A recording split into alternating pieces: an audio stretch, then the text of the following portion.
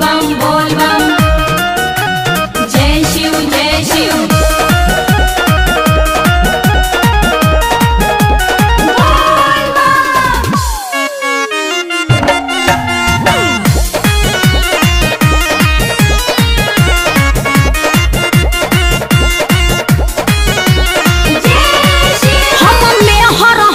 तोहार के नौकरानी है कि तू जैसे चाहे लिखबा वो कहानी है। अरे बोलो हम मेहर है तोहार के नौकरानी है कि तू जैसे चाहे लिखबा वो कहानी है।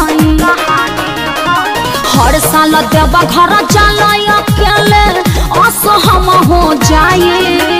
हर साल देवा घर जाला अकेले असहम हो जाए। भाई खाली झूठ बोले असंख्य बोला ले जाई तो पर साल पहले रहा। बोल बम जय शिव बोल बम बोल बम जय शिव बोल बम जय शिव।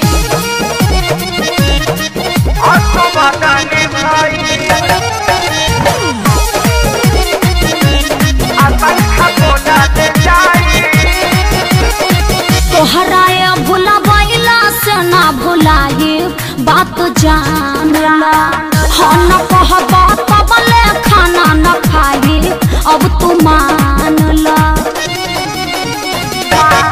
तोहरी गौरी लेनी हो दावा सुनाए धानिया बोले हाथ बहु दे सके ते बात परेशानिया हमेशा ये रहेला। हवा तू बहुत चालू तोहरा जाल में हम ना आए। हवा तू बहुत चालू तोहरा जाल में हम ना आए। असरदानी भाई नाले बिंदी संखा बोला ले आई।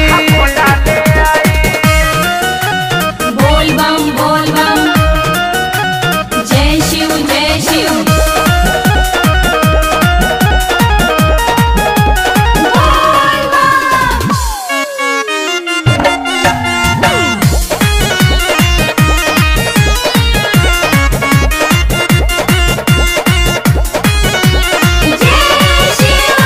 कहिया सोनू रहे तोहर मेरी ना बुझाया जिद कैले बिना घुमबले हो उ दिन आए।